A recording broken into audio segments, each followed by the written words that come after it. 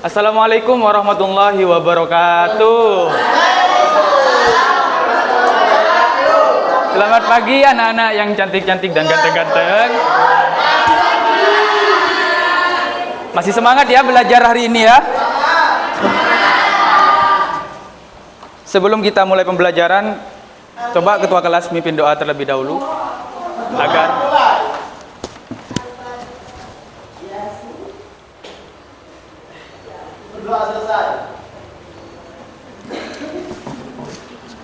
Bapak absen dulu ya. Siapa saja yang tidak masuk pada siang hari ini? Kemana? Kemana Afifah? Itu Pak, ada pelantikan. Oh pelantikan. Izin berarti ya? OSIS Pak. Siapa lagi? Sila kemana? Sakit Pak, Sila sakit Pak. Sakit terus Sila ya? Iya. Siapa lagi? Mbak Elisa. Oh Mbak Elisa sakit Pak. Sudah itu aja? Ya itu aja Pak. Oke teman-teman, sekarang kita akan belajar jenis badan usaha yang ada di Indonesia, yakni badan usaha yang dimiliki oleh swasta. Manfaat kita belajar tentang badan usaha ini agar kita bisa meningkatkan motivasi kita untuk membuka usaha sendiri, bahwa kita meskipun tidak di bawah naungan BUMN bisa juga loh membuka usaha, dan juga kita bisa mengetahui bahwa ada jenis usaha yang juga menopang kegiatan ekonomi kita, meskipun itu hanya di ekonomi menengah ke bawah atau di ekonomi masyarakat kecil.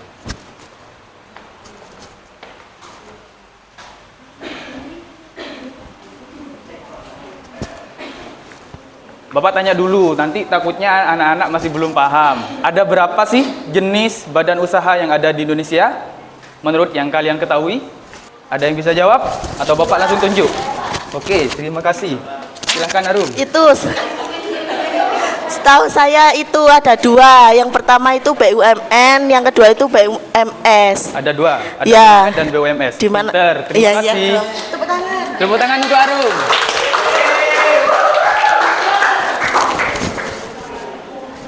Kalau kita lihat di gambar di depan ini, siapa yang pernah ke sana? Saya. Lia ngapain ke BCA? Nabung. Ridwan? Saya itu ganti kartu karena hilang. Hilang kartunya. Iya. Siapa lagi yang pernah ke sini? Saya Pak. Akbar pernah ngapain? Saya. Pak, ikut ibu. Oh, ikut ibu.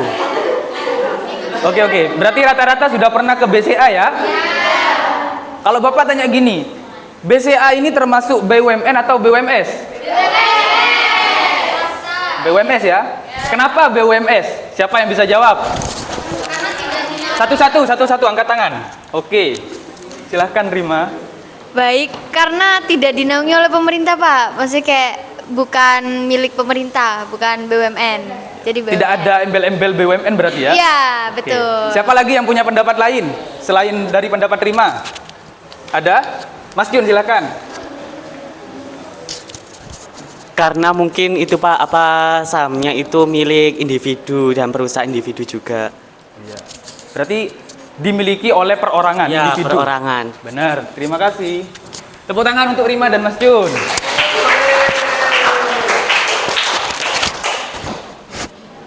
Berarti sudah paham ya anak-anak ini ya tentang BUMS ya. Ada yang bisa bantu Bapak baca pengertian dari BUMS di depan? Coba Rima lagi. Ya, baik. Baca ya biar teman-temannya bisa paham. Oke. Jadi pengertian BUMS itu badan usaha yang seluruh modalnya dimiliki oleh pihak swasta, baik secara perorangan ataupun beberapa orang dalam bentuk kerjasama penanaman modal. Nah, BUMS digolongkan menjadi dua, yaitu BUMS swasta dalam negeri dan BUMS swasta asing. Udah, Pak. Terima kasih. Ada yang mau ditanyakan tentang pengertian BUMS? Sangat jelas berarti ya? Bapak lanjut. Peran dan fungsi BUMS. BUMS memiliki peran dan fungsi penting dalam perekonomian kita. Meskipun mereka tidak didanai oleh negara, mereka menggunakan modal mereka sendiri, tapi mereka juga membantu dalam perekonomian kita. Mereka membayar pajak kepada negara tergantung besar kecilnya usaha yang mereka jalani atau mereka buat gitu. Yang pertama, meningkatkan penerimaan devisa negara. BUMS membantu meningkatkan devisa negara kita dengan cara mereka mendatangkan investor asing loh ternyata. Semisal ada PT swasta yang membuka lapangan proyek tentang sebuah pembangunan dan mereka membutuhkan modal dan ada investor dari luar yang mau memodali proyek itu juga sudah termasuk membantu devisa negara kita. Yang kedua, ada membantu pemerintah mengelola kegiatan ekonomi. BUMS membantu pemerintah karena pemerintah tidak bisa ditolongi dengan cara BUMS ini membuka lapangan pekerjaan bagi orang-orang di ekonomi menengah ke bawah atau membuka lapangan kerja kepada karyawan dan bisa menjaga keseimbangan ekonomi kita di masyarakat atau di lingkungan-lingkungan kecil gitu. Yang ketiga, menciptakan lapangan kerja. Ini sudah Bapak jelaskan tadi ya. Yang keempat, meningkatkan persaingan di pasar. Kenapa BUMS bisa memberikan peran meningkatkan persaingan di pasar? Siapa yang punya pendapat tentang ini?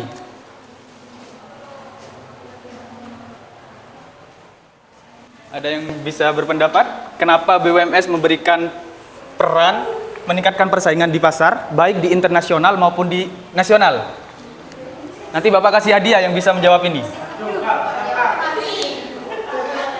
Fahri? Oke. Terima kasih. Meningkatkan persaingan di pasar. Di mana-mana perusahaan pasti bersaing untuk mendapatkan pelanggannya. Ya. Pasti kan iya kan persaingan. Bisa dilanjut. Dan lawan BUMS pasti kan BUMN, yang di mana BUMN itu kan dibayari oleh negara. Baik, beri aplaus bagi Fahri. Ada yang punya pendapat lain selain Fahri? Ada yang mau nambahkan kenapa BUMS meningkatkan persaingan di pasar, baik di nasional ataupun internasional? Pak, boleh, silahkan Novi. Karena BUMS sendiri tuh memiliki fleksibilitas yang lebih tinggi dibandingkan BUMN. Kenapa Pak? Dibandingkan BUMN. Iya, dibandingkan BUMN Pak atau bank-bank milik negara yang lain seperti kayak BNI gitu Pak. Kemudian BUMS ini juga lebih cepat menyesuaikan diri dengan perubahan permintaan pasar atau juga teknologi Lebih baru. fleksibel berarti Iya, ya? lebih fleksibel gitu Pak. Terus apa lagi? Kemudian udah sih Pak, itu saja dari Terima saya. kasih. Beri aplaus Sama, bagi Pak. Opi. Bapak lanjut ya, tidak ada yang mau ditanyakan?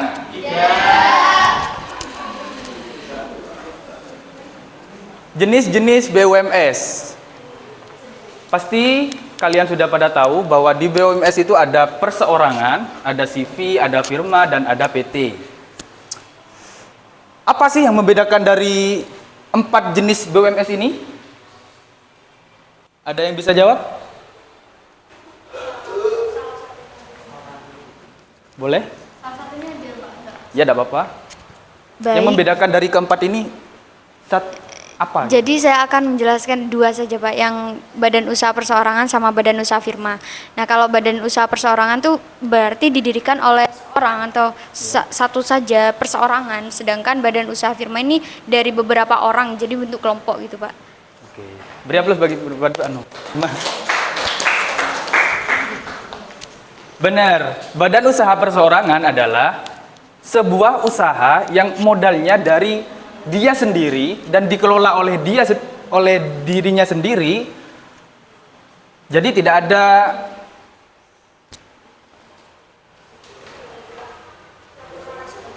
apa istilahnya yo? Kayak urunan modal gitu untuk membuka usaha. Ini tidak ada. Contoh dari perseorangan ini biasanya laundry atau fotokopi gitu. Seperti Mbak Dewi itu sudah termasuk dalam badan usaha perseorangan di Rahma Berkah ya. Ya itu sudah termasuk di BUMS karena modalnya dari Mbak Dewi sendiri dan dikelola oleh Dewi sendiri gitu. Yang kedua ada badan usaha firma.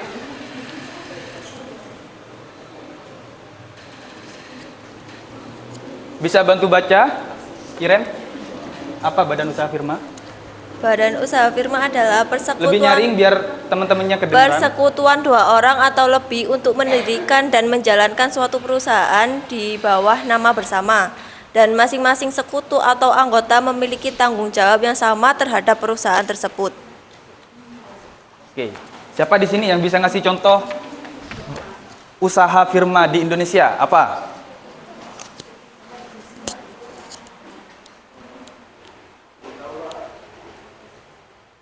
Ayo, siapa yang bisa?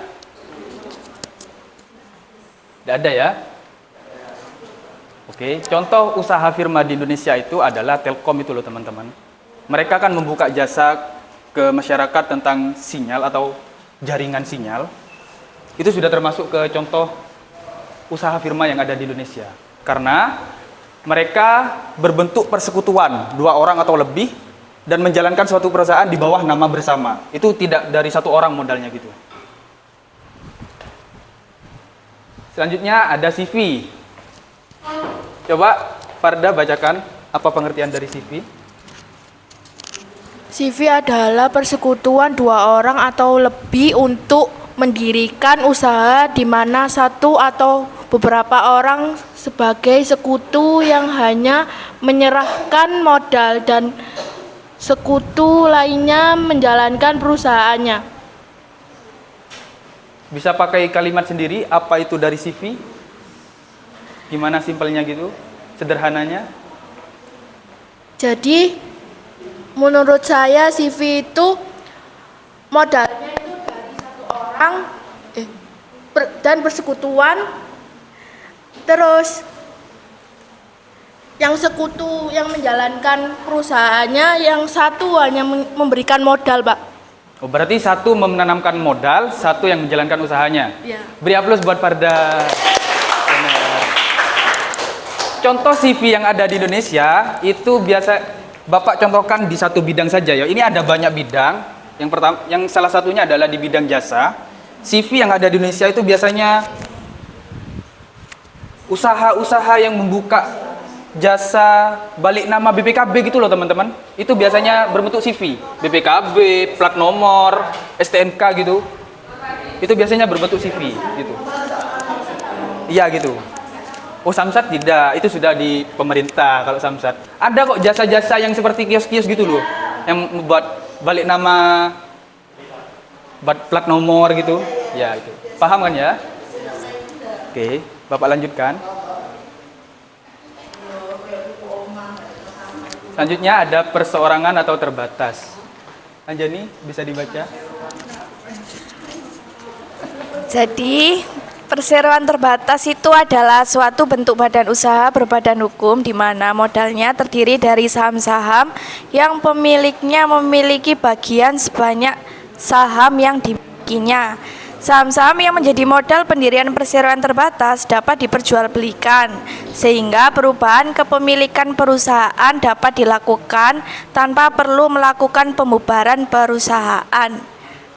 Bisa disimpulkan menggunakan kalimat sendiri apa itu dari PT? Jadi PT itu suatu bentuk badan usaha yang mana modalnya itu terdiri dari saham-saham, Pak, dan yang memiliki, jadi PT itu memiliki sebagian banyak saham yang dimilikinya, seperti itu. Oke. Terima kasih, beri aplaus buat Anjani. Contoh PT kan sudah Bapak jelaskan tadi ya, itu BCA itu sudah termasuk dalam PT BUMS. Bisa dipahami? Terima kasih. Apa ada yang mau ditanyakan tentang BUMS ini? Kalau tidak ada, Bapak lanjut ke penugasan ya. Siap kan?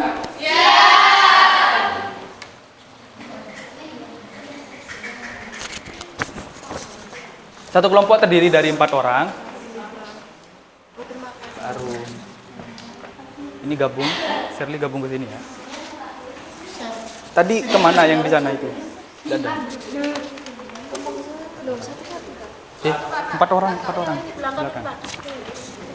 Belakang 3 orang enggak apa-apa ya. Lengkap, bisa. Kasih belakang. Oh, gini berarti.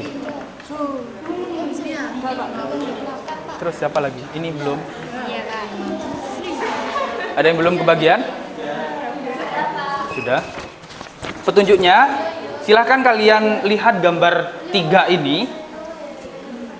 Analisis mengikuti pendapat kalian atau diskusi kelompok kalian, bagaimana kualitas pelayanan dari 3 gambar ini, distribusi apa yang mereka sumbangkan kepada negara kita, serta keunggulan dan kekurangan dari 3 usaha yang ada di lembar penugasan ini. Selamat mengerjakan. Ini Bapak kasih waktu 15 menit.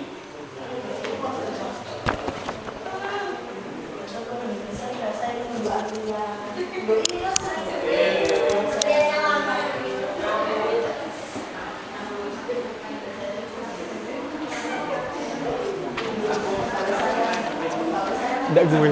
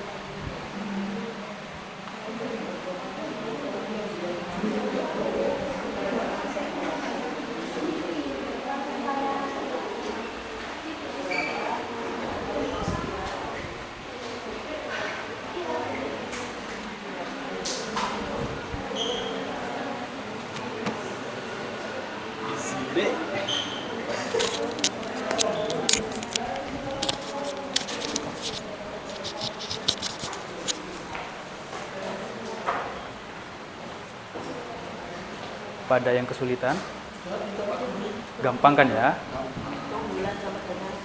Saling berdiskusi ya, jangan nebeng nama saja.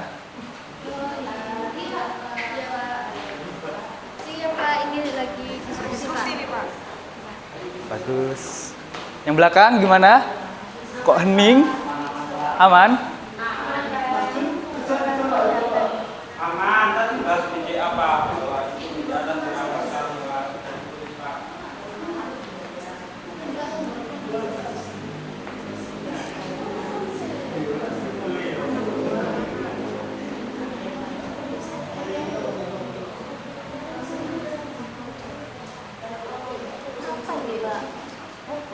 Itu yang kata Bapak tadi, contoh CV.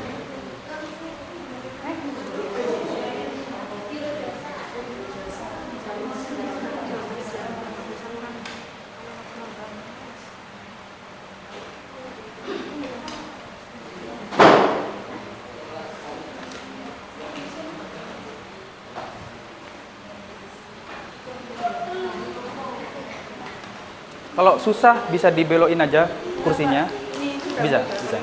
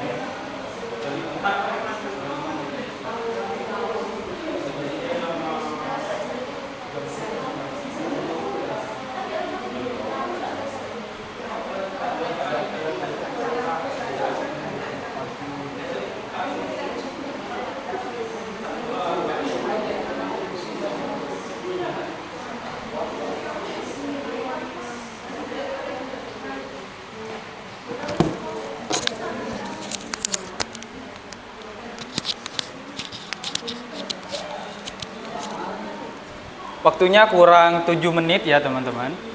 Baik, Pak.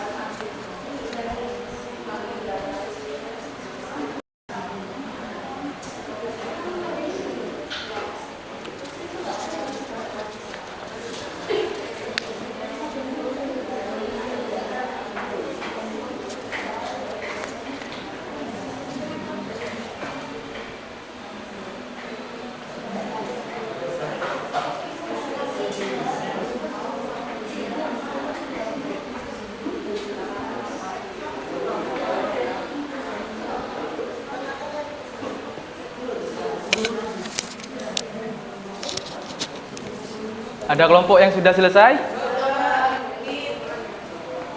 Tinggal dikit semua ya.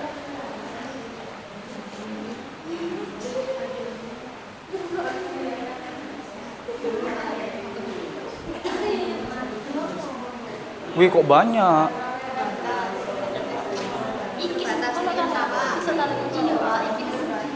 Iya. Kurang besar ya anunya ya, lembar kerjanya ya. Kalau tidak muat, ambil poin-poinnya saja, tidak apa-apa, tidak usah ditulis semua.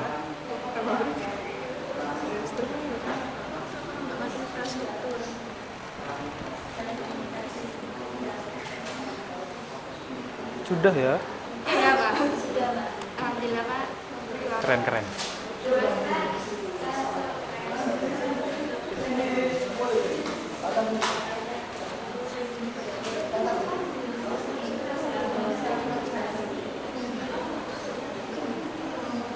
Farda, kok udah ambil kursi aja? Tidak apa-apa duduk gitu. Ambil kursi aja kalau emang mau anu, tidak apa-apa.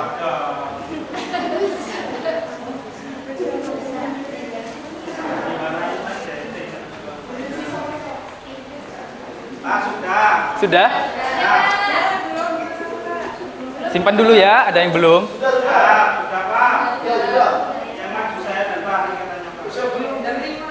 Nanti maju semua kok. Iya.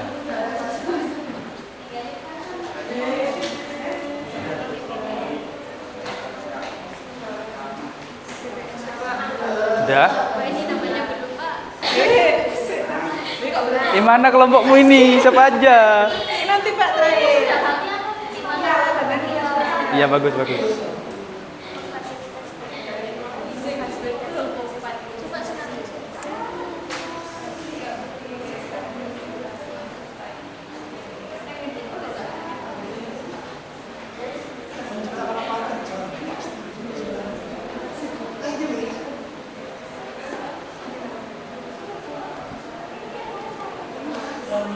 Sudah?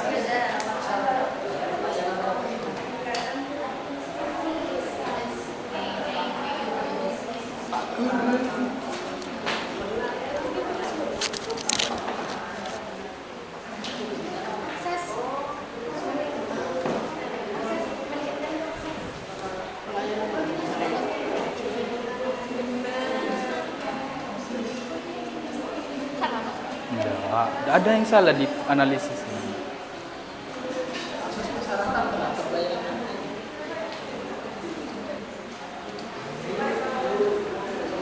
Sambil bisa dilanjutkan buat yang belum. Ada yang mau maju duluan? Kelompok siapa? Saya. Ridwan dulu ya, soalnya Ridwan tadi selesai duluan. Silahkan maju.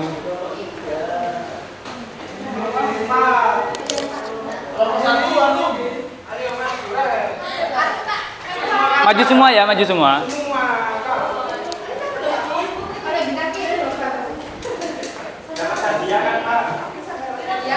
Oh, ini kelompoknya 6 orang. Nggak apa-apa. Agak gini ya, biar dapat kameranya. Miring. Masukin kelompoknya siapa? Kesanan nih, ke utaraan, biar kelihatan. Masukin kelompok ini kan? Iya, Pak. Baik, mohon didengarkan ya teman-temanku sekalian.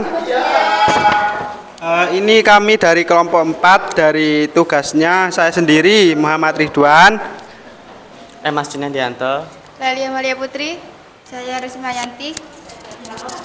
Saya Rifatul Mahrisa. Saya Dea Ajeng Kirana.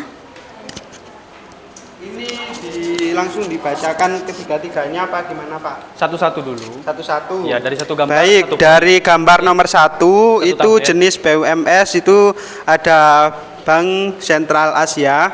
Ya. Untuk kualitas pelayanannya di sana itu menurut kami sangat responsif. Jadi ketika kami sudah turun dari parkiran itu si si security-nya langsung menanyakan biasanya. Oh, Jadi iya. sangat responsif Ramah-ramah sekali. berarti ya, Ya. satpamnya ya. Iya, satpamnya juga kualitasnya sudah Plus pokoknya. Ya. iya sudah lebih dari lebih. Yang kedua, mudah dihubungi di berbagai saluran Pak. Jadi kayak misal kita mengalami kendala, jadi kayak kita menghubungi nomor telepon, nomor call centernya gitu Pak. Itu bisa langsung mereka merespon kita Pak. Kalau di bank lain mungkin menunggu waktu, biasanya menunggu antrian gitu Pak. Ya, selanjutnya yang ketiga ramah tadi, masuk ke responsif.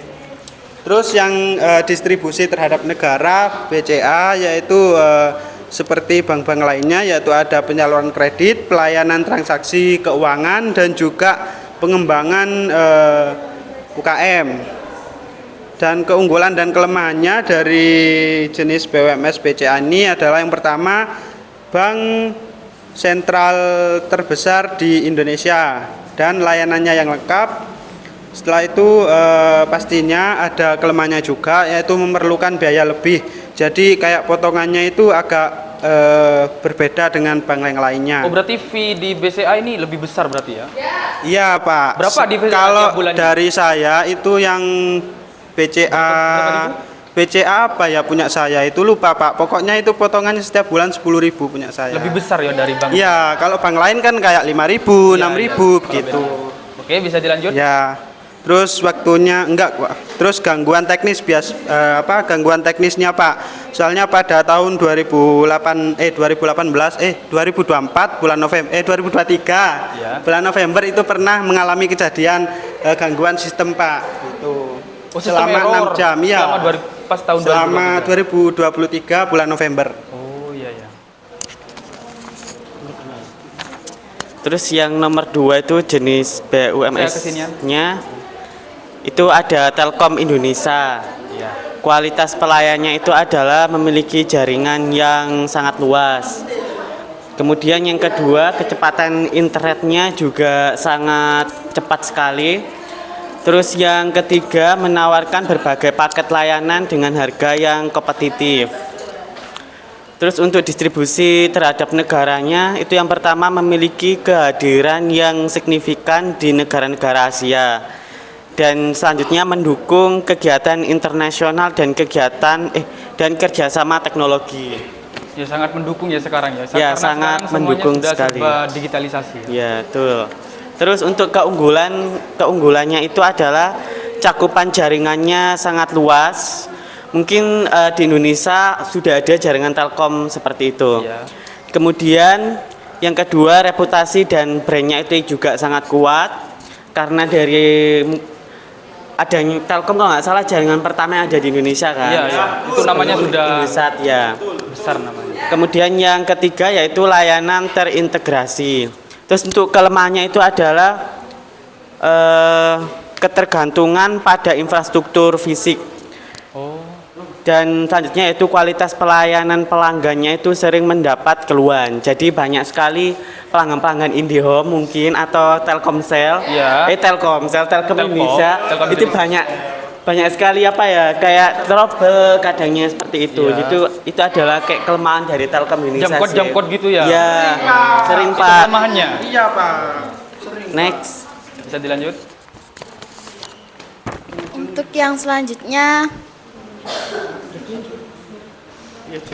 kualitas pelayanannya itu memberikan pelayanan tepat waktu dan sesuai. Yang kedua, kecepatan dan kesigapannya sangat baik. Dan yang terakhir itu ramah. Distribusi terhadap negara. Ini biar ikut presentasi nanti ada poinnya dibagi ya di sini ya. Bagi ya. Belum nyampaikan poinnya. Tadi yang itu Pak. Yang kualitas pelayanan. Sudah. Di kelebihannya. Di sini bisa kumpul di sini biar cepat. Pindah-pindah mic-nya biar cepat. Kemudian untuk yang CV distribusi terhadap negara, yang pertama itu platform mencari kerja, kemudian agensi rekrutmen, terus yang ketiga itu lembaga pemerintah. Untuk keunggulannya, yang pertama itu mudah dan murah, yang kedua fleksibel dan kerahasiaan lebih terjaga. Untuk kelemahannya itu terbatasnya akses ke modal, kemudian sulit mendapatkan pendanaan besar, kemudian keberlangsungan usaha kurang stabil. Ya, masih kurang stabil ya kalau CV itu ya. Oke, beri aplaus buat kelompok ini. Silakan bisa kembali ke tempat. Selanjutnya kelompoknya Rima, ayo maju.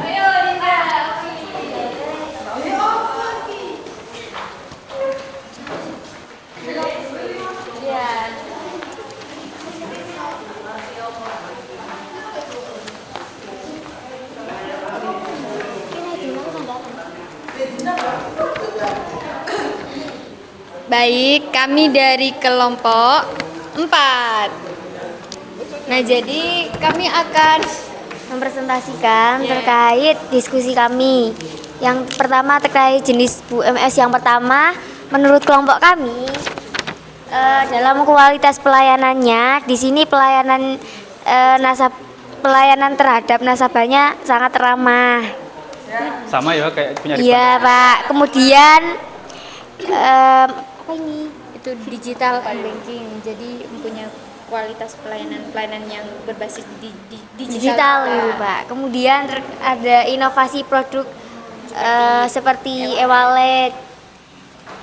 Kemudian terkait distribusi terhadap negaranya, BCA ini distribusinya kantor cabangnya luas gitu, Pak. Oh, iya. banyak banget di setiap kota, Pak. Kemudian lokasi strateginya yang sangat strategi. Iya. Kemudian layanan digital BCA. Apa nih maksudnya?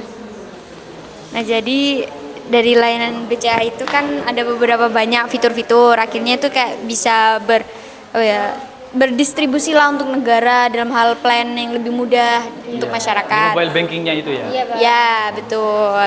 Nah, selanjutnya itu keunggulan dan kelemahannya. Yang pertama, reputasi baik dan stabilitas finansial yang kuat. Dimana kan kita sudah tahu bahwa BCA ini kan punya kayak finansialnya kayak kuat banget nih dari beberapa investasi. Iya. Yang kedua, pelopor dalam teknologi perbankan, yaitu yang bankingnya. Yang ketiga, terkait kelemahannya itu biaya layanannya relatif lebih tinggi ya dari kayak biasa BUMN yang Ya, BRI. hampir sama kayak tadi kelompok tadi. Betul. Itu ada biaya admin, biaya fee-nya itu Biaya lebih adminnya lebih tinggi. Yang kedua, Yang kedua, Telkom, Pak.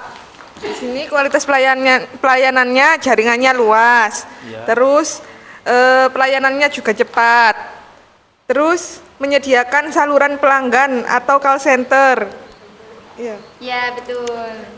Terus distribusi terhadap negaranya menyediakan layanan daerah di daerah-daerah terpencil seperti itu, Pak. Jadi luas banget. Berarti sudah masuk ke daerah terpencil berarti. Ya, betul. Ayo keunggulan dan kelemahan. Tinggal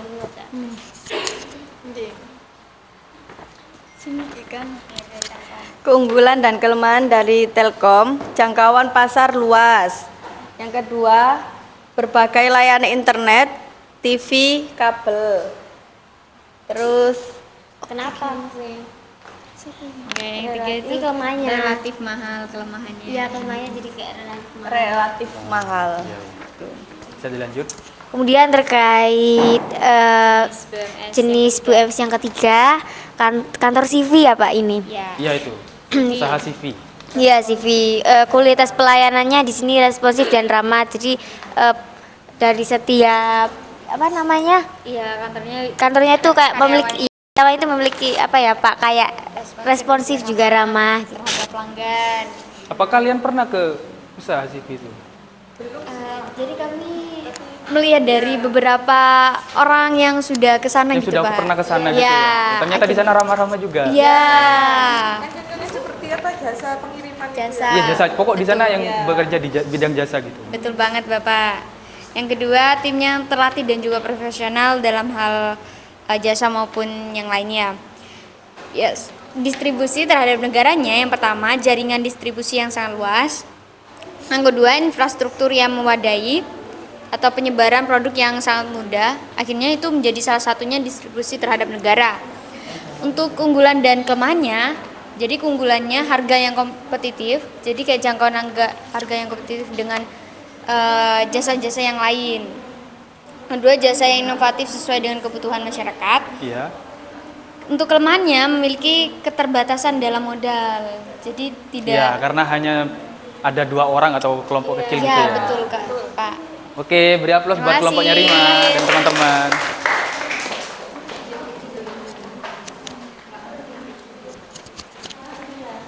Oke, karena waktunya sudah tidak ada, Bapak minta ya kelompok yang belum mengumpulkan untuk mengumpulkan LKPD-nya biar Bapak nilai. Kumpulkan semua. Nanti ada kesempatan ya di minggu depan buat presentasi.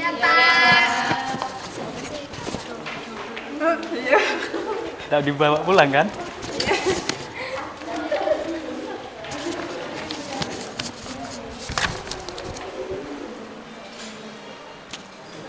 Siapa di sini yang mau ngasih kesimpulan pembelajaran kita pada siang hari ini? Yang mau merangkum kegiatan kita, apa itu BUMS, bagaimana anunya, manfaatnya? Siapa yang mau? Mas Jun, coba simpulin pembelajaran kita pada pagi hari ini, pada siang hari ini.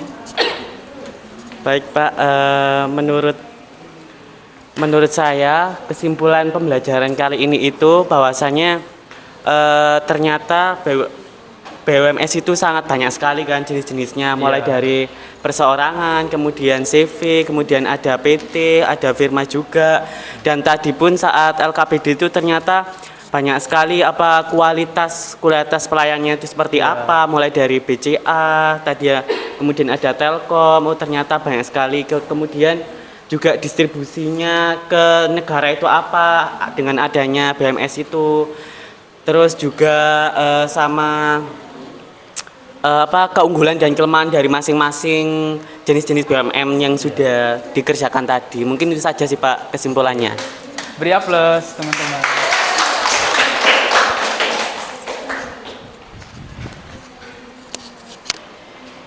Baik, karena waktunya sudah selesai, Bapak akhiri ya. Bapak minta maaf kalau ada tingkah atau perkataan Bapak yang kurang berkenan di hati teman-teman semua. Kita akan bertemu di minggu depan. Sekian dari Bapak. Assalamualaikum warahmatullahi wabarakatuh.